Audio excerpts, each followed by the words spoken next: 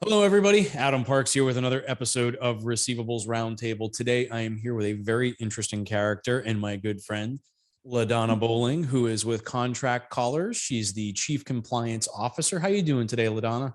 I'm doing pretty awesome. Adam, it's great to be here with you. Awesome. I really appreciate it. So for anybody who's not familiar with you, and I'm sure that there's not that many watching that have not seen you on a webinar, podcast, or some other content, can you tell everybody a little bit about yourself and how you got to the seat that you're in today? Sure. I fell into collections like a lot of us did.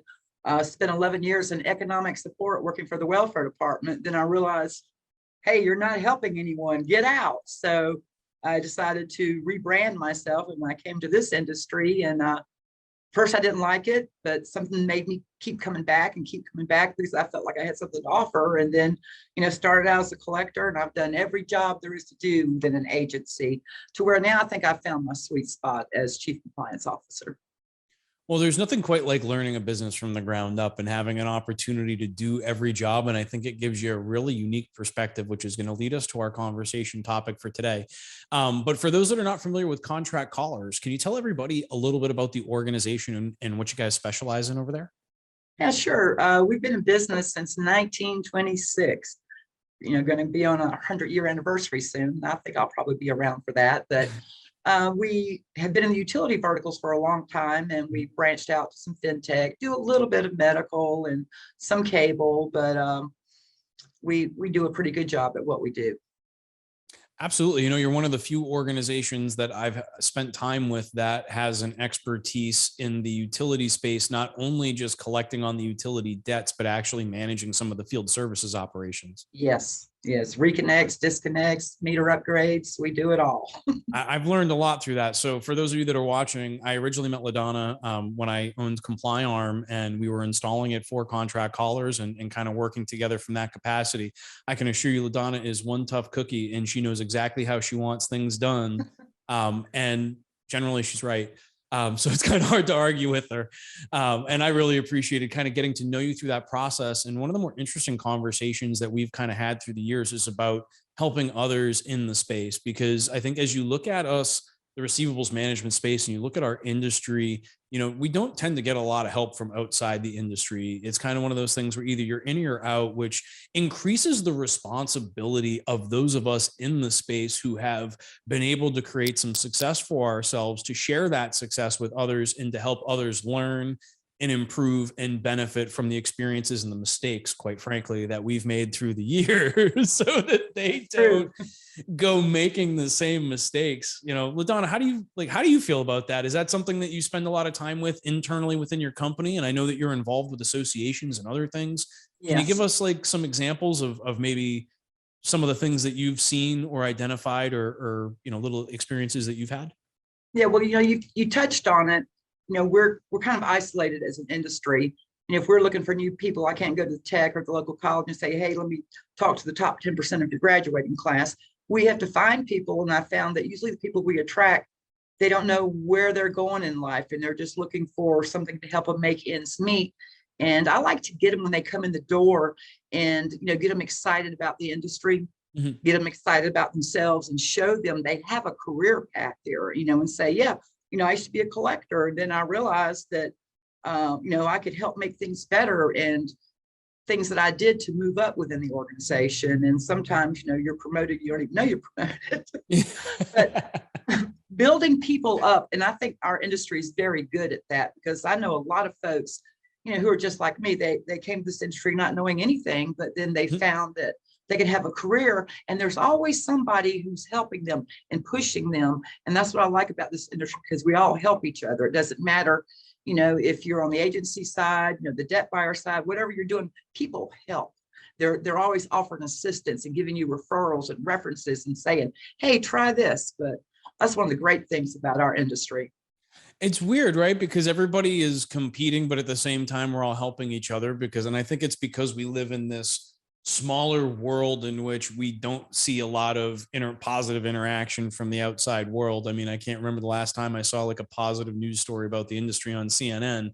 But we are an essential part of the credit ecosystem, and I think that gets forgotten. I came into this industry like everybody else by accident. I was working for another company.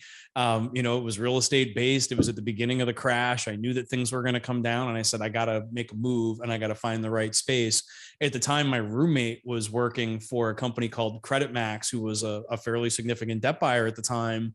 And he kind of convinced me, like, hey, come meet these guys, like come check this out. And then my career kind of stumbled from that point, like into a number of different things across the space. But I find that like the people that you make friends with in this space end up being your friends forever. I mean, my friends from Credit Max are still my friends today, like 90% of them.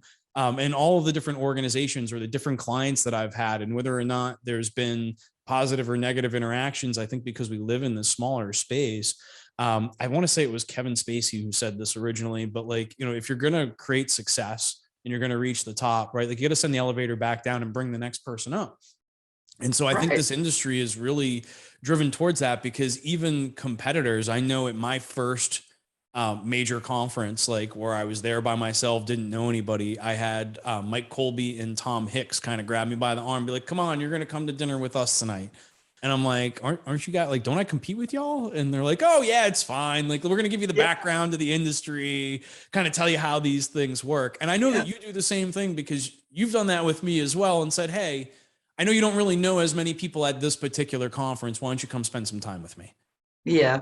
And I do that. Like if I'm in a room and I see the person standing by themselves or at a table by themselves, I'll go up to them and introduce, and then sometimes I'll, hook them up with someone else and get them conversating. Then I'll kind of walk away, because really I'm a shy person at heart, but I recognize that in other people, and I try to take away some of that awkwardness with them and make them feel welcome, because, once you're in this industry, you will find how warm people are.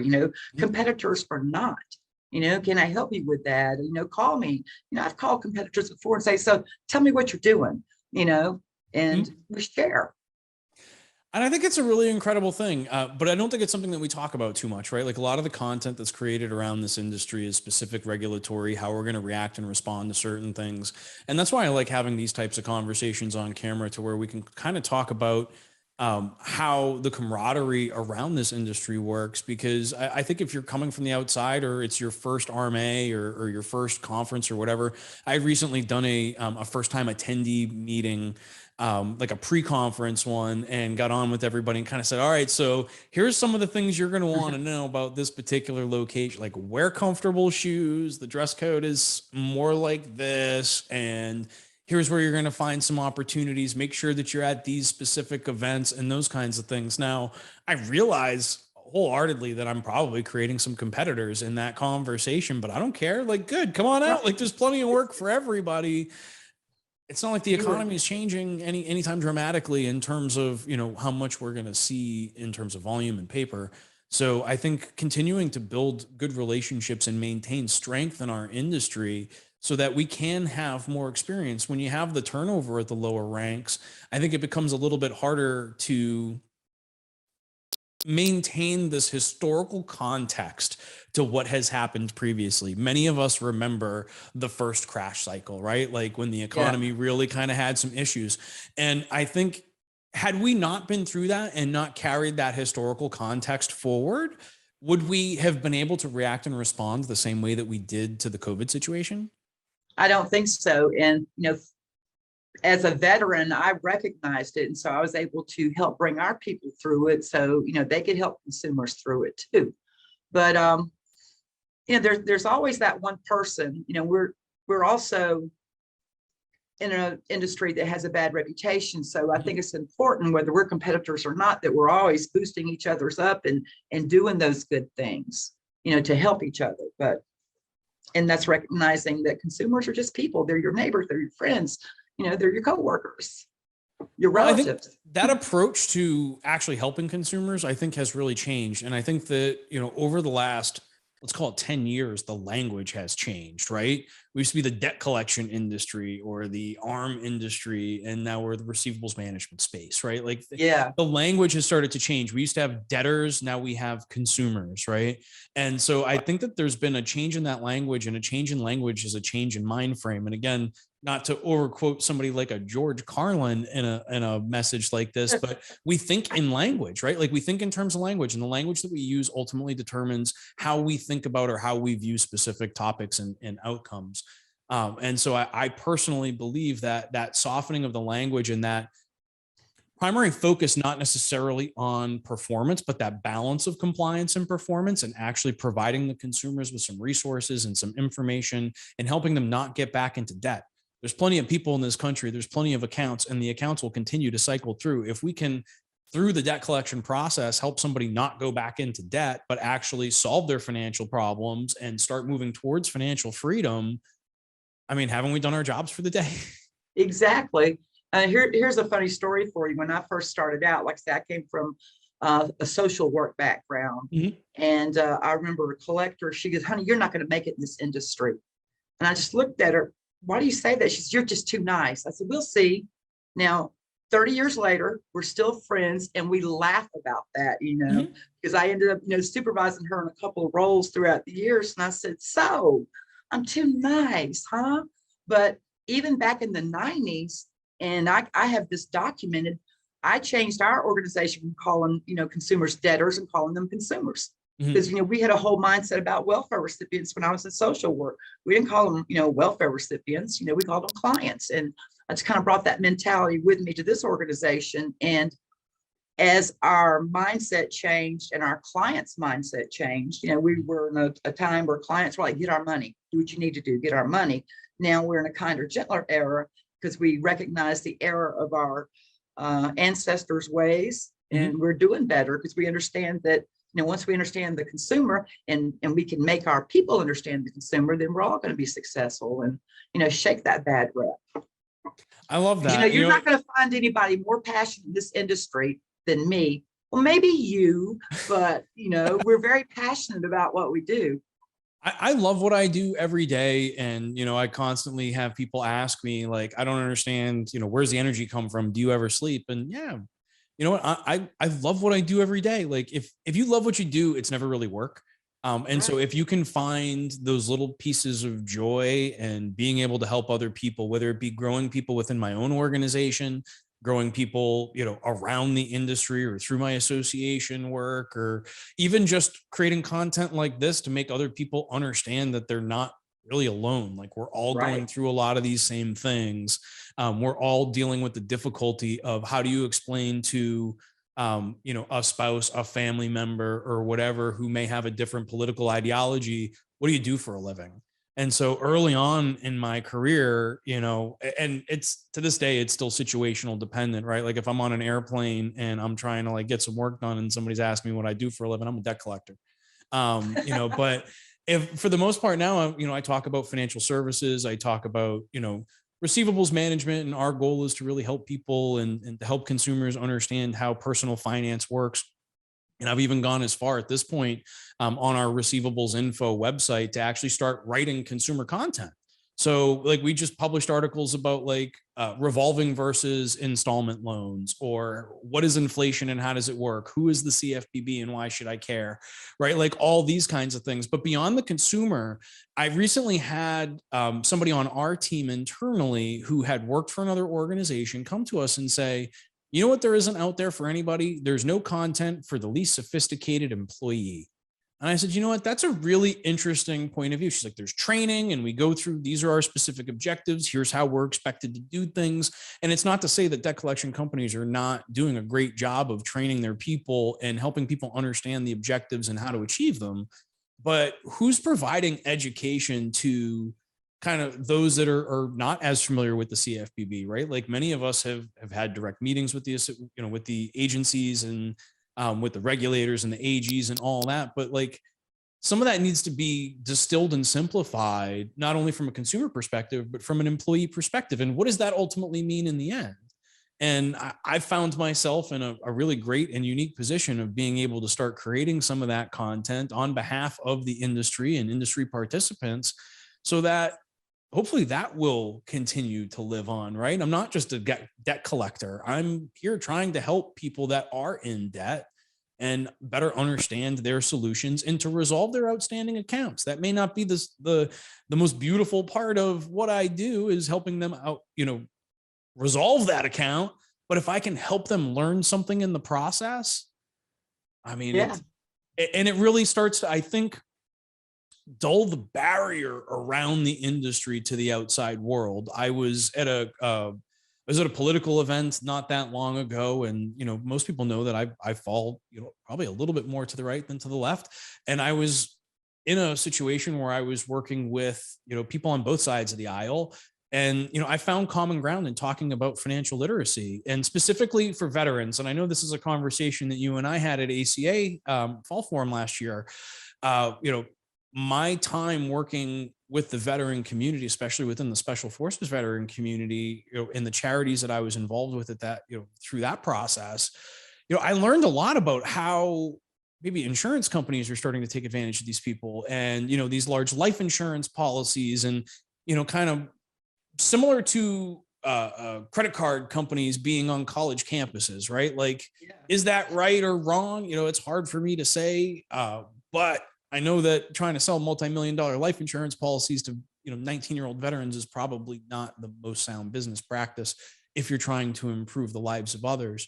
And so being able to talk about these kinds of things and to provide that education, I think, has started to soften the hard lines that are around the industry, and maybe allow people to see in, whether it be consumers or regulators or the media, and not necessarily view us as the enemy. Now, does that make for a sexy headline? No, To it me, it's a doesn't. turn on to me, but Right? Like, it doesn't make a great headline on a newspaper, but I think it is far closer to reality than what I see yeah. in the papers. See, that's two key initiatives right there. Educating our agents, other than the FDCPA, Reg F, Reg D, Reg E. This is what they are. Mhm. Letting them see the bigger picture and breaking it down so they can understand it in their world, so to Mhm. speak. And with the military, that's something that's just near and dear to my heart. I come from a military family. Both my boys serve, but the people that take advantage of them, whether they are selling, $100 million life insurance policies, or, somebody, a relatives get an extended credit while they're deployed, or, what have you, is a shame. But so I think that's why we need to educate them. And I'll tell you a funny story. My younger son is 32, and I've been doing this since he was probably around 6, maybe 4. Okay. So, I educate my family on financial awareness, et cetera, et cetera. So he's 18, working part-time at a car wash. I checked the mail one day, and I get one of the NSF notices, but it's in his name because he's 18, right? And I'm like, oh, but I just put it in his room, let him handle it. The next day, 3 came. So the mama and me came out. So when he comes home, I'm like fanning him, go, hey, do you know what these are? And he's like, yeah, I got one yesterday. I said, dude, this is $35 a pop out of your account. I said, that means you didn't have the money in the account when you swiped that card. And my child said to me, well, if I didn't have the money in the bank, they shouldn't have let it go through. That was hard for me to swallow. And I was thinking, where Yeah. did I fail him? How could he not understand financial matters, simple financial matters? And he lived in the household of a woman who preaches it every day. So, it's falling around, nearby us. And so, Mhm. it's our job to reach out there and educate people on it. It's not being taught in the schools. Nope. Our vice president of creative came from the education system. Like Erin Fiandella, our VP of creative, was, a special education teacher. Like, she spent all this time in the schools. Like, it's just not being taught. I mean, I only had one money related class in all of my high school education, and it was an Yeah. accounting class. And I fought to get into that class because there was only 30 students out of my entire school that got to attend that particular class each year. And when I looking back on it now, it's mind blowing to me, because how did nobody ever teach me how taxes work, how any of these other things work? Like, yes, I learned a lot of that in college, but it wasn't even necessarily just in the college curriculum. It was because I spent time with the professors after class, buying coffee for them and asking questions, right? It wasn't part of the general curriculum. It took me actually digging in and trying to learn those things and making plenty of mistakes along the way, right? Oh, And learning from absolutely. my mistakes, like, Mhm. like not claiming like I have not made my fair share of mistakes, but I think it's really important that we continue to try and provide positive and informative education material, whether it be through independent sources or associations or whatever. But the more that we can be doing those things, I think the more that we can be providing assistance. And I think it also allows us to try and identify the X's and Y's. And I know this was one last thing that I'll kind of, round this conversation up with is, um, Douglas McGregor's management theory, right? There's X's and Y's in this world. And I've found this to be true. I did a lot of research on this during my master's degree. And I live and die by this rule on a daily basis. You can see it. And once you hear it, you're going to see it everywhere you look. There's two types of people in this world. There's X's and there's Y's. X's work hard for their own self-satisfaction, to be proud of themselves. They do it for themselves. Y's work hard enough not to get fired. And when you can identify those X's in your organization and you can grow X's, you can, if the person's got that trait, you can grow them into an amazing, individual and a great asset to your organization. But there are those two types of people in this world, and find and identify those X's in your organization and invest in them. Oh, I totally agree with that. And I think that's our responsibility for those of us who are the X's, Mhm. to motivate them, to help them grow, to show them how to grow in an industry where they'll be like, well, just let me run on down the road to another job. Yeah, agreed. And I think that's what our future will hold in this industry if we all put some time and effort into identifying the X's, helping them to grow, helping to educate them, and providing them with the insight. And you had made a comment earlier that I want to make sure that I share, which is give advice where it's wanted, right? Yeah, We're not just running around tossing advice to the side. It's always great to reach out to somebody who's sitting at a table by themselves, introduce them around, and do those kinds of things.